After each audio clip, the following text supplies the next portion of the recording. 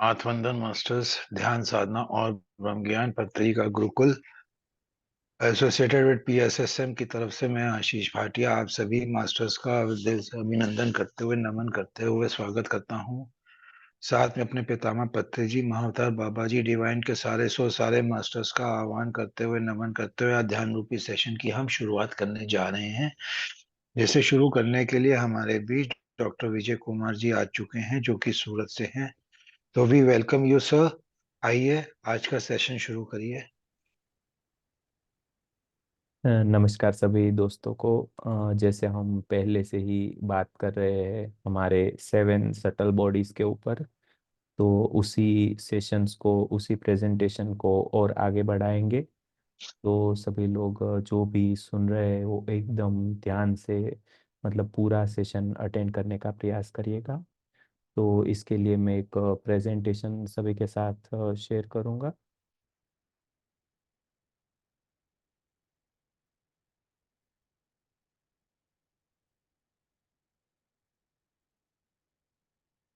हमने पहले हमारे जो 7 सटल बॉडीज के अंदर जाना था, जिसमें सबसे मेन होता है वो हमारा फिजिकल बॉडी होता है, मतलब कि भौतिक शरीर।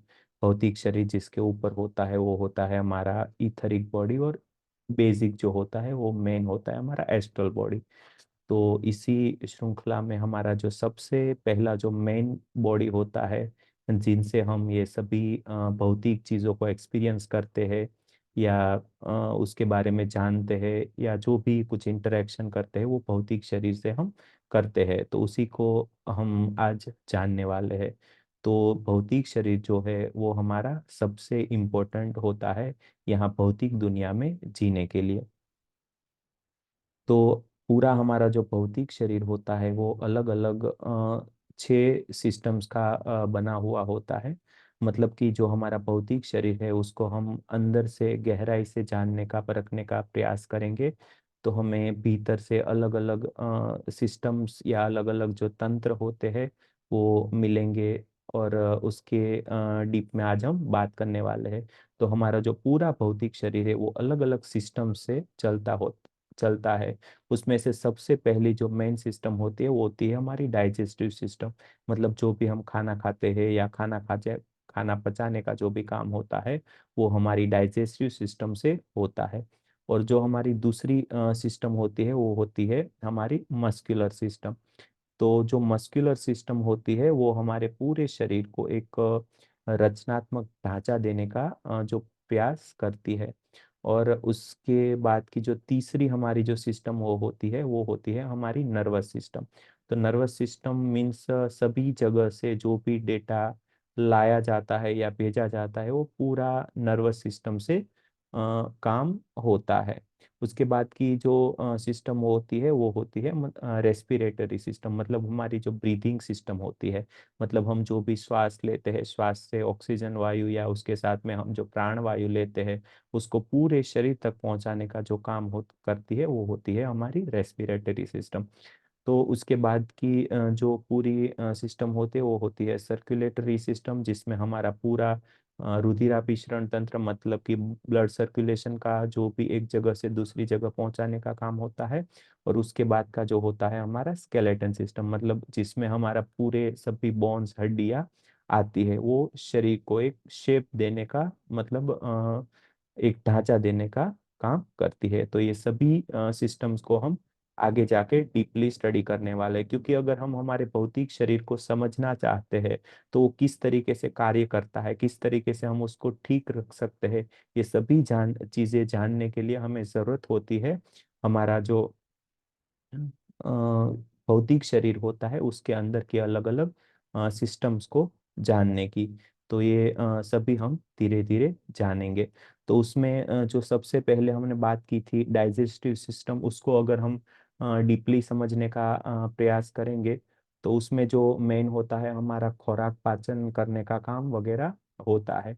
तो मतलब जैसे ही हम खाना खाते हैं वहां से हमारा डाइजेस्टिव सिस्टम का काम चालू होता है। मतलब कि सबसे पहले जो होता है माउथ, मतलब कि मुंह के अंदर जो भी हम कुलिया डालते हैं वो धीरे धीरे हमारे मुंह के अंदर जाके सलाइवरी ग्लैंड से सलाइवा का सिक्रीशन होता है, मतलब जो लार होती है वो हमारे खुराक के साथ में मिलके जब हम चबाते हैं तो धीरे धीरे वो हमारे पेट तक ईसोफेगस के द्वारा, अन्न नली के द्वारा पेट के अंदर जाता है।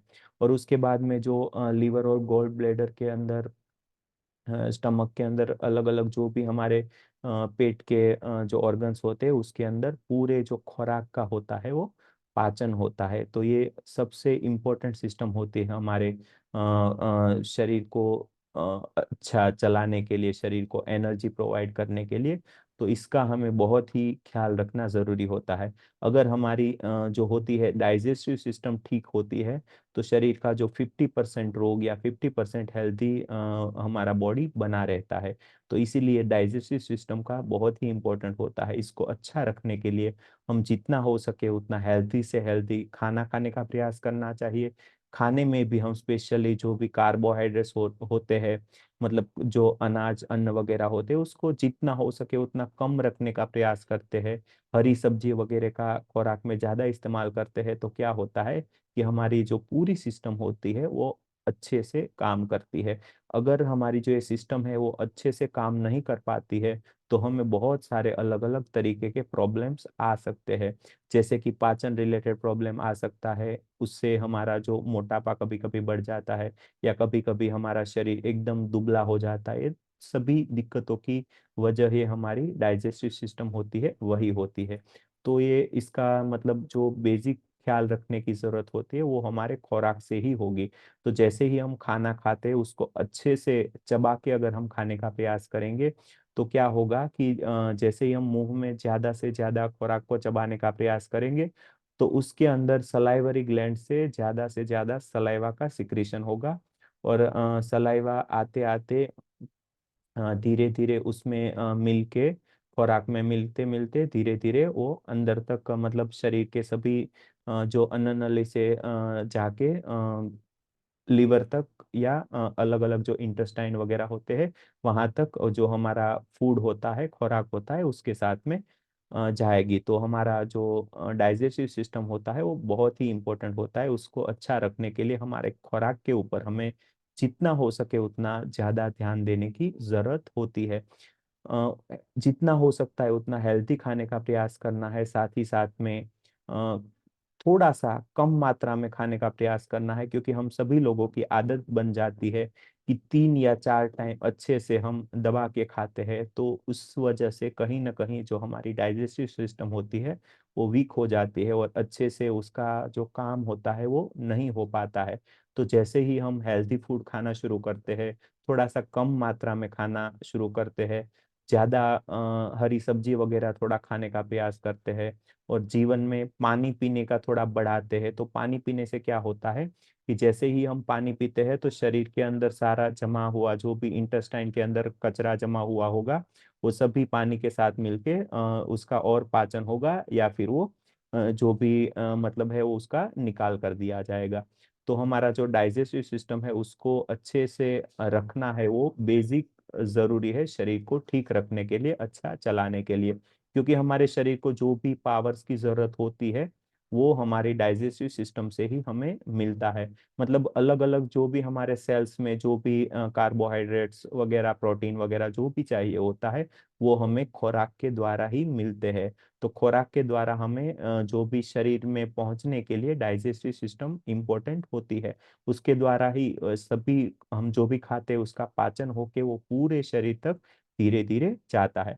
तो उसमें हमारे जो भी ऑर्गन है वो उसका मतलब खास ख्याल रखना है। जैसे कि सबसे पहले हमारा माउथ है, तो माउथ को अच्छे से रखने का प्रयास करना है, मतलब उसका हाइजीन मेंटेन करके रखना है। सुबह शाम उसको अच्छे से ब्रश वगैरह करके, टंग क्लीनर से क्लीन करके, उसके अंदर जो भी जमा बैक्टीरिया वगैरह होता है उसको अगर हम क्लीन रखने का प्रयास करते हैं तो पूरा आगे का सिस्टम भी अपने आप क्लीन होता जाता है। उसके बाद जो भी हमारी सलाइवरी ग्लैंड्स होती है उसमें तो ऑटोमेटिकली ही सिक्रीशन होता है जब भी हम खाना खाते हैं, या ऐसा कुछ भी मतलब होता है तब उसके अंदर से जो हमारे शरीर में सलाइवा आता रहता है। उसके बाद में ईसोफेगस होता है, लिवर गॉल ब्लैडर के बाद में stomach, pancreas, large intestine, small intestine, appendix, और जो रेक्टम होता है वो हमारे डाइजेस्टिव सिस्टम के अलग अलग ऑर्गन्स होते हैं। तो मेन जो भी होता है वो फूड का ही जो इम्पोर्टेंट हमें समझना है, अच्छे से हेल्दी खुराक खाना है, तो हमारी जो भी सबसे इम्पोर्टेंट सिस्टम है डाइजेस्टिव सिस्टम वो ठीक रहेगी। उसके बाद आगे की सिस्टम जो है, हम रेस्पिरेटरी सिस्टम की बात करेंगे, तो हमारे शरीर के जो सभी सेल्स होते हैं, मतलब सभी अलग अलग कोशों को मतलब ऑक्सीजन या प्राणवायु की जरूरत होती है। तो जो भी हमारा प्राणवायु होता है वो हम नोज के मतलब कि हमारा जो नोज होता है उसके अंदर के जो भी नोस्ट्रिल होते हैं वहां से श्वास लेके हमारे भीतर हम जाने देते हैं। तो ये जो भी श्वास का इम्पोर्टेंट है वो हमें समझना है।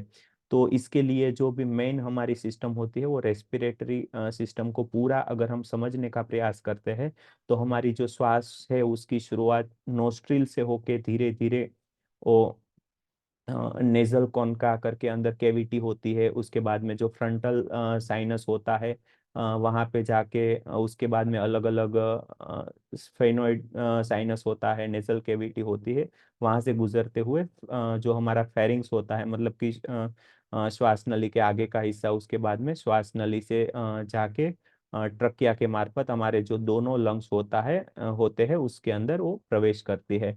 और जो भी हमारे लंग्स होते हैं उसके अंदर छोटी छोटी एल्वेलाई होते हैं, और उसके अंदर जो भी ये छोटी छोटी ये बलून की तरह छोटे फुग्गे की तरह दिखाई देती है, उसमें क्या होता है कि आसपास में एक रक्त नलिकाएं होती है। तो जैसे ही हवा श्वास नली के मार्फत इसमें आती है एल्वेलाई में, तो उसके बाद क्या होता है कि पूरा जो भी श्वास के अंदर जो भी हमारा प्राण वायु है, मतलब कि ऑक्सीजन है, उसको रुधिर के अंदर लाया जाता है। और रुधिर के अंदर जो भी हमारे ब्लड के अंदर जो भी एक्स्ट्रा वायु होता है, कार्बन डाइऑक्साइड, उसको वापस वो जो होता है अल्वेओलाई में हवा के साथ में मिलाया जाता है। और उसके बाद में जो भी पूरा ये ब्रीथ आउट करते हैं, तब ये पूरा श्वास नली से नाक से होते हुए शरीर के बाहर निकलता है।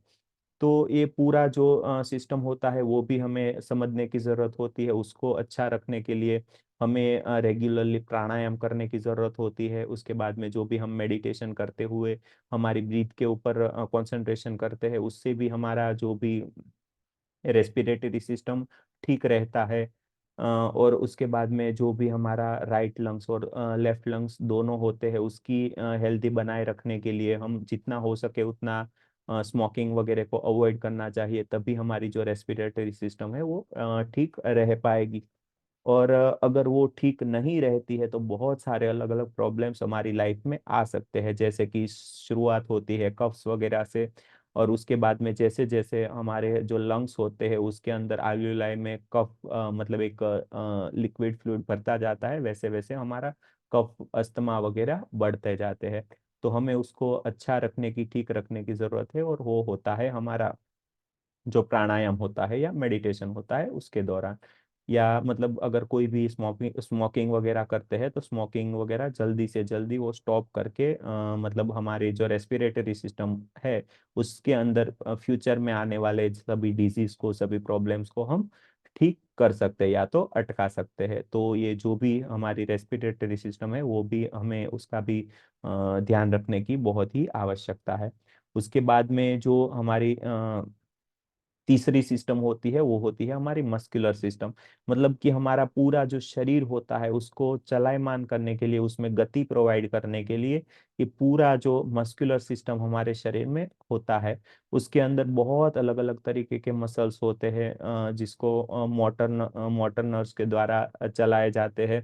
तो जैसे ही हमारा शरीर गतिमान होता है या कुछ भी ऐसा हम थोड़ी सी भी कुछ हलन चलन भी करते हैं, तो हमारे वो मस्कुलर सिस्टम से ही होती है।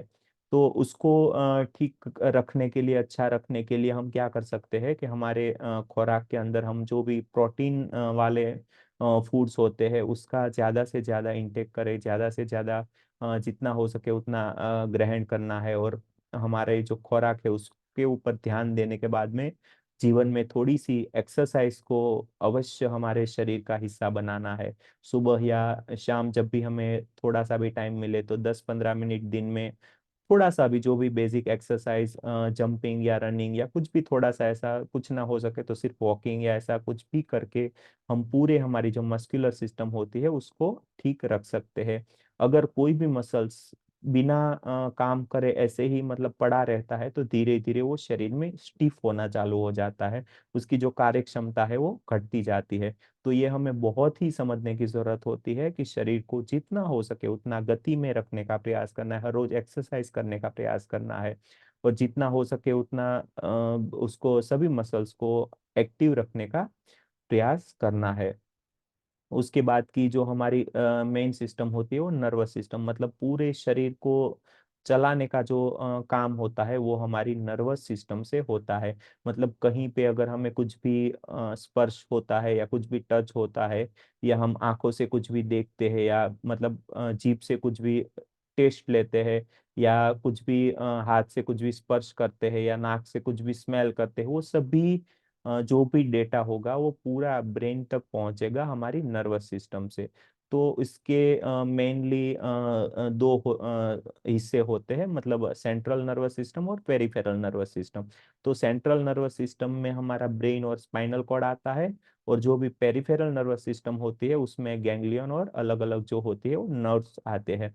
तो उसमें दो प्रकार के अलग अलग नर्व्स मेन होती है, सेंसरी नर्व और मोटर नर्व। जो सेंसरी नर्व होती है वो हमें सेंसेशन का काम करती है, मतलब कोई भी अगर कुछ भी टच या ऐसा कोई भी सिग्नल हमारे कोई भी ऑर्गन तक पहुंचता है तो उसको सेंसरी नर्व के द्वारा हमारे दिमाग तक, ब्रेन तक पहुंचाया जाता है। और उसके बाद में दिमाग जो भी अगला काम करना होगा, मतलब जो भी रिस्पॉन्स करना होगा, तो वो मोटर नर्व के द्वारा करेगा। जैसे कि हम अगर एक एग्जांपल देखें, तो अगर जो हमारा हाथ होता है वो कहीं भी ऐसे गर्म सरफेस पर टच हो जाता है, तो वो गर्म टच का पता हमें चलेगा हमारी सेंसरी नर्व से, कि कुछ भी हम टच करते हैं तो हमारी सेंसरी नर्व से हमारे दिमाग तक पहुंचेगा कि हमें कहीं ऐसे हाथ पे गर्म फील हुआ है। तो तुरंत जो हमारा माइंड होता है वो रिप्लाई करेगा मोटर नर्व को। तो मोटर नर्व क्या करेगी कि हाथ को जल्दी से ऐसे दूर खसेड़ लेगी। तो ये मतलब जो भी कार्य पूरा हमारा शरीर करता है वो नर्वस सिस्टम से करता है। तो इसको ठीक रखने के लिए जितना हो सके उतना हम मेडिटेशन कर सकते हैं, और उसके बाद में एक्सरसाइज वगैरह से भी हमारी जो नर्व होती है वो ठीक होती है। ऐसी बहुत सारी अलग अलग चीजें होती हैं, हम वो कर सकते हैं। उसके बाद जो अगला हमारा सिस्टम है वो है सर्कुलेटरी सिस्टम, मतलब कि हम जो भी खाना खाते हैं या जो भी हम श्वास लेते हैं उसको हमारे शरीर के अलग अलग हिस्सों तक पहुंचाने के लिए, मतलब एक एक सेल तक पहुंचाने के लिए हमें जरूरत होती है हमारे सर्कुलेटरी सिस्टम की, जिसको हम रुधिराभिसरण तंत्र बोलते हैं या ब्लड सर्कुलेशन सिस्टम भी बोलते हैं। तो उसमें जो मेन होता है वो artery, when, heart and lungs होते हैं।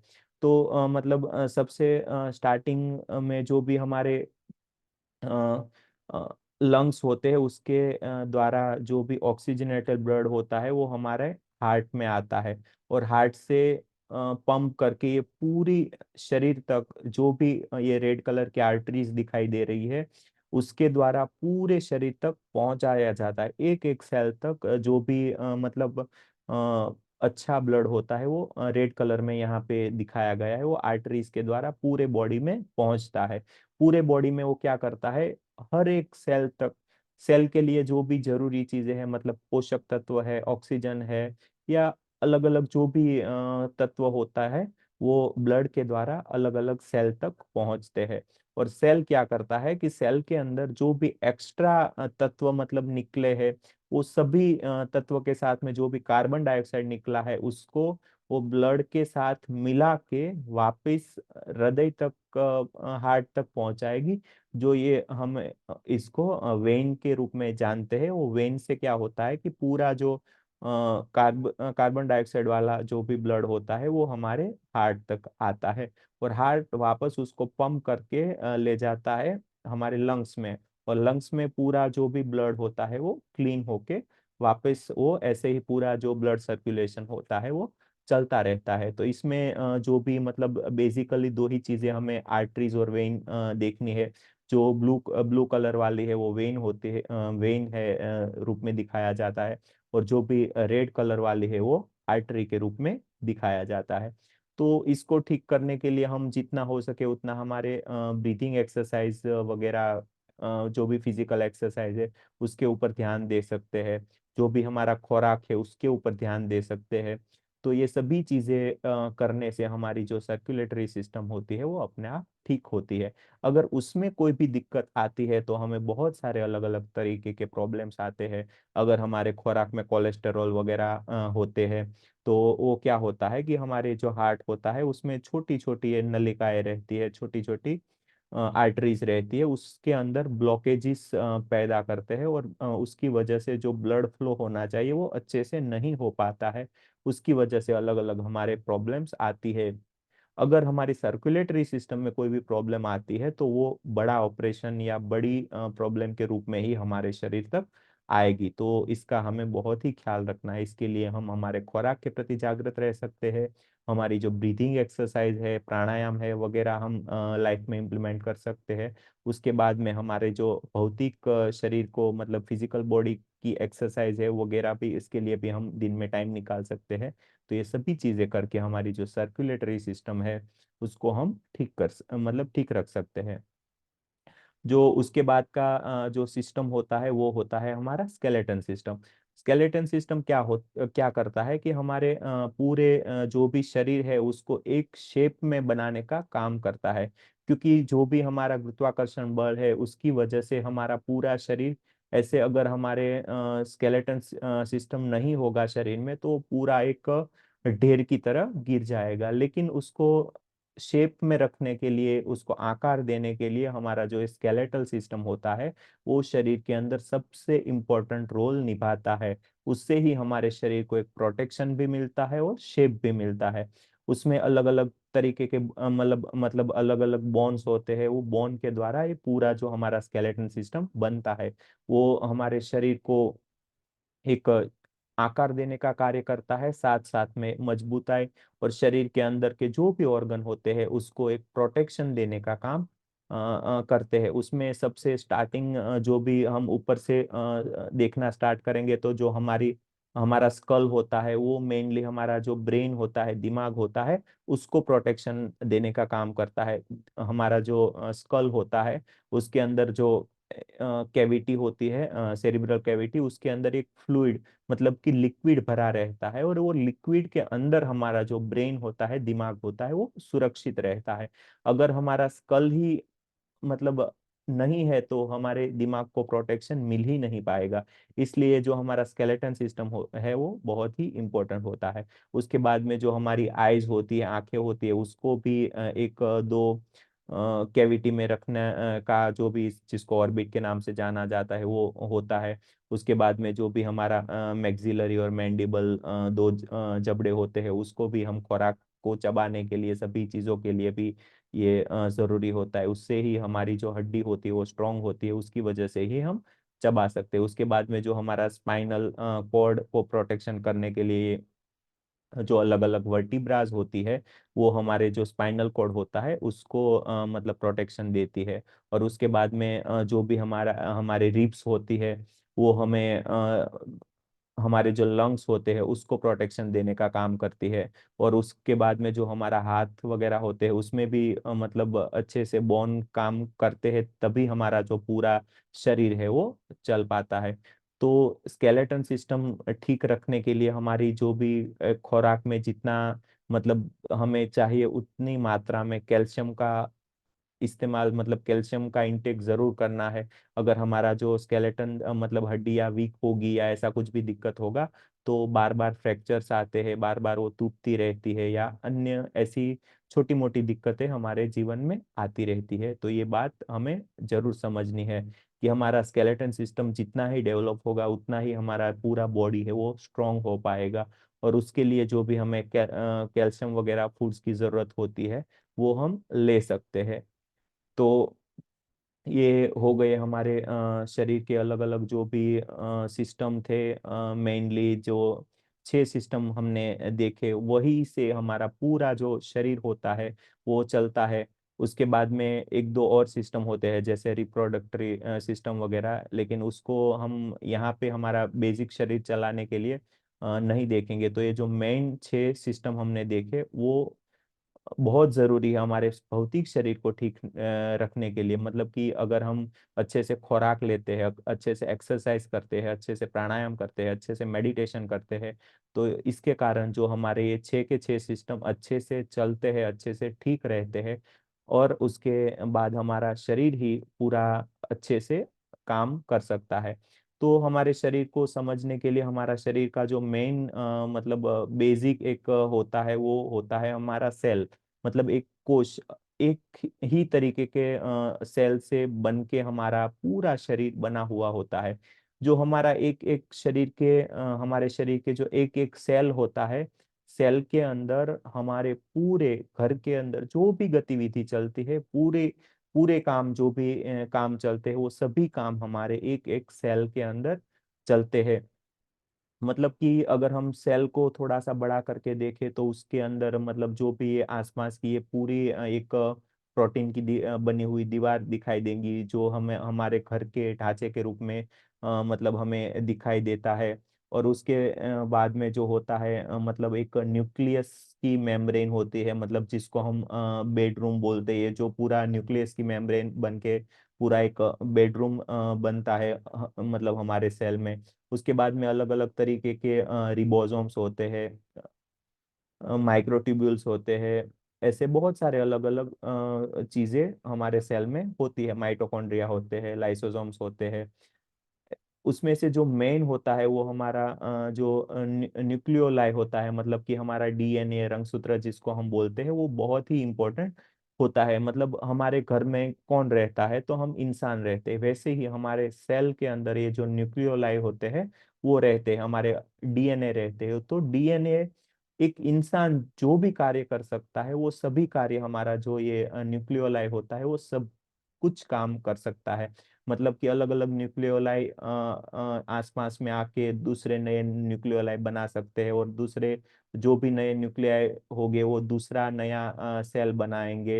ये सभी चीजें हमारे शरीर के अंदर चलती ही रहती है। बाकी जो भी किचन का काम वगैरह होता है वो हमारा जो गोल्गी apparatus होते हैं, और जो भी अलग अलग सेल के हिस्से होते हैं उसके अंदर होता रहता है, जिसमें जो भी ब्लड के द्वारा जो भी भेजे गए तत्व होते हैं उसको अलग अलग तरीके से कहाँ से यूज में लेके क्या बनाना है, वो सब कुछ डिसाइड होता है। और हमारा जो भी ये सेल होता है वो धीरे धीरे अच्छा रह के ये पूरा हमारा शरीर को भी अच्छा रखता है। मतलब हम तो इसके साथ में कम्युनिकेशन वगैरह करने के लिए मतलब एबल नहीं है, लेकिन अगर हम उसको एकदम कॉन्शियसली देखें तो ये पूरा हमारा जो भी अलग अलग न्यूक्लियोलाई है उसका पूरा भी एक जो होता है वो कॉन्शियस होते हैं, वो अलग अंदर और अंदर कम्युनिकेशन कर सकते हैं। इंसान जैसे ही कार्य करता है वैसे ही हमारा पूरा न्यूक्लियोलाई जो होता है वो काम करते रहते हैं। मतलब हमारे अंदर ही समझ लीजिए आपकी बहुत सारे अलग अलग सेल्स है, मतलब कि अलग अलग मकान है, उसके अंदर वो अलग अलग न्यूक्लियोलाई रह रहे, और उसी में से नए नए न्यूक्लियोलाई बन के नए नए सेल्स बनते रहते हैं। इसी तरीके से हमारा पूरा शरीर चलता रहता है। जैसे हम हमारे घर का ही एग्जांपल ले तो बहुत सारे अलग अलग घर जैसा मतलब बन बन के, जैसे पृथ्वी पे हम रहते हैं तो पृथ्वी का भी एक अलग चेतना होगी, उसका भी एक कम्युनिकेशन होता होगा, उसकी भी अपनी एक मतलब दिमाग के अंदर सोच चलती होगी।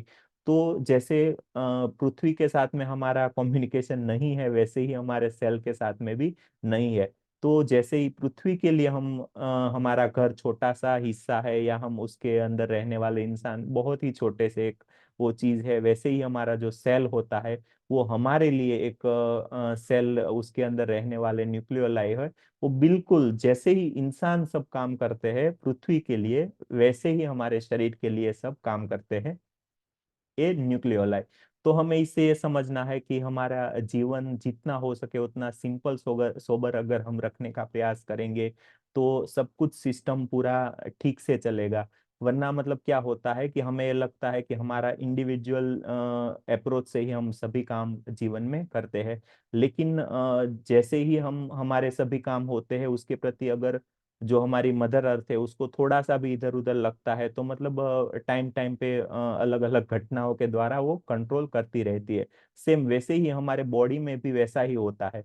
ये जो न्यूक्लियोलाई होते हैं वो अगर ठीक तरीके से काम करते हैं तो कोई दिक्कत नहीं होता है। लेकिन जो हमारे सेल के अंदर के जो न्यूक्लियोलाई डीएनए होता है वो उसका नॉर्मल काम छोड़ के कुछ और प्रकार के काम करने लगते हैं और अलग अलग प्रकार के सेल बनने लगते हैं, तो उससे ही हम जो अलग अलग हमारे शरीर के अंदर सिस्ट गांठें बनने लगती है उसी को हम कैंसर का नाम देते हैं।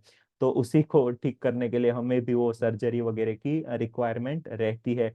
तो उससे ये सीखना है कि हमें भी जितना हो सके उतना इंडिविजुअल अप्रोच से कलेक्टिव अप्रोच में जीने का प्रयास करना है। मतलब संयुक्त रूप में सभी को हमारे कोई भी कार्य से किसी भी का कोई भी नुकसान ना हो या सभी का भला होता रहे। तो इसी तरीके से हमें जीना है तो हमारा शरीर भी ठीक रहेगा। ये जो पूरा एक कलेक्टिव कॉन्शियसनेस है, पूरा जो अर्थ है, पूरा ब्रह्मांड है, वो भी सब अपने आप में ठीक रहेगा। तो सभी का बहुत बहुत धन्यवाद अपने कीमती वक्त के लिए मेरा छोटा सा प्रेजेंटेशन देखा। आप में से अगर कोई भी को किसी भी को मतलब कुछ भी प्रश्न हो या कोई भी अपनी बात रखना चाहता हो तो कुछ और मिनट का हम वक्त लेंगे और उसके बाद में जो हमारा मेडिटेशन हम कंटिन्यू करके आगे बढ़ेंगे। अगर कोई भी अगर कुछ भी बात करना चाहता है तो अनम्यूट करके बात कर सकता है। जी Ashish sir. Thank you sir, thank you for such lovely presentation. आपने तो मुझे बचपन की याद दिला दी, जब मैं बीएससी कर रहा था, इंटर कर रहा था, यही सब एनाटॉमी पूरी पढ़ी थी मैंने। पूरा कोर्स आपने रिवाइज करा दिया, मजा आ गया। जी और वैसे बिल्कुल भी सर। और वैसे भी मैं बेसिकली दवाई वाला ही हूँ, अप्रूव्ड मैन्युफैक्चरिंग केमिस्ट हूँ। ऑल ओवर इंडिया कहीं भी किसी भी दवाई कंपनी में मैं दवाई बना सकता हूँ, biological, non biological and Ayurvedic both. Syrup, ointment, capsule, capsule और सिरप, ऑइंटमेंट, कैप्सूल और टेबलेट्स, बायोलॉजिकल नॉन बायोलॉजिकल दोनों। तो आपने तो मुझे पूरा याद दिला दिया। मेरी पिछली कहानी सब मेरे सामने आ जी जी गई। बिल्कुल सर। लेकिन क्या होता है कि हम पढ़ाई में तो ये सभी चीजें देख लेते हैं लेकिन बाद में हम भूल जाते हैं कि हमारा जीवन हमारा शरीर कैसे चलता है। उसको समझने के लिए सभी सही चीजें बात है, समझने की जरूरत होती है। सही बात है, जी सही बात है। So thank you. जी, आप में से कोई जो ना बात करना चाहता है या मेडिटेशन के बात करना चाहते हैं तो वैसे बताइए फटाफट, टाइम वेस्ट नहीं करते हैं। या तो मेडिटेशन करते हैं या कोई क्वेरी करनी पूछनी है तो पूछ लीजिए। गीता मैम, सुनीता मैम तो अभी आई है, सुनीता मैम, दीप जी, एनीथिंग, गुंजन मैम। मैं क्या, मैं मेडिटेशन ही करा लीजिए अभी। जी जी बिल्कुल। सबका मूड मेडिटेशन में है। हम्म। आप म्यूजिक लगा लीजिए, जी मेडिटेशन करा जी सर लीजिए। बिल्कुल बिल्कुल। तो चलिए सभी दोस्तों मेडिटेशन की ओर बढ़ते हैं। बहुत ही प्यारा मेडिटेशन का म्यूजिक लेके आज हम आए हैं वापस एक बार फिर से डीप मेडिटेशन में उतरने के लिए। सब लोग एकदम रिलैक्स होकर आराम से बैठ जाएंगे। जो भी काम है अभी से निपटा लेंगे। हमारा 30 मिनट का इस मेडिटेशन सेशन चलेगा। उसके बीच में बिल्कुल किसी को उठना नहीं है। बिल्कुल किसी को कुछ भी इम्पोर्टेंट से इम्पोर्टेंट काम आ जाए तो वो भी मतलब उसमें भी कुछ अपना टाइम नहीं देना है। 30 मिनट का जो भी मेडिटेशन सेशन रहेगा उसको अवश्य अटेंड करना है।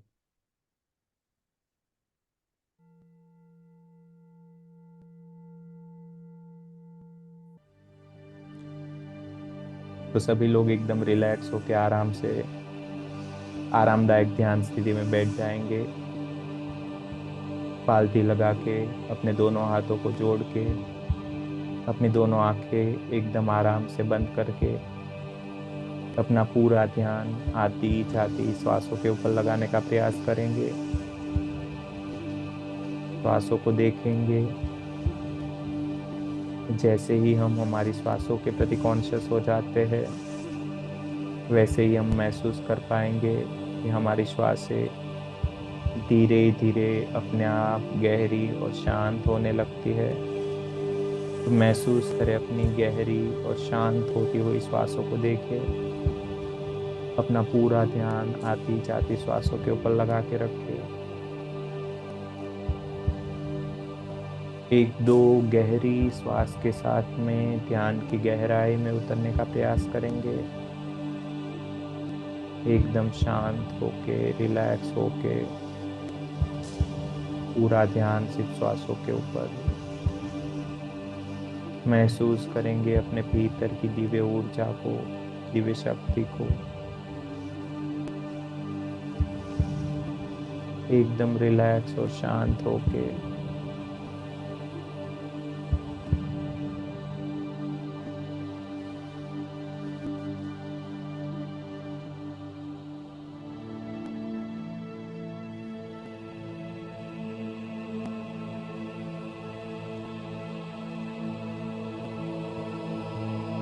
एकदम रिलैक्स रहेंगे, शांत रहेंगे।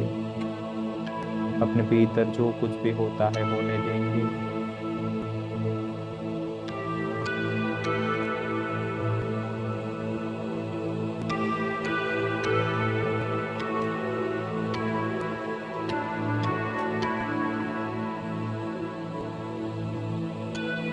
मन के अंदर कोई भाव नहीं, कोई विचार नहीं, केवल गहरी शांति।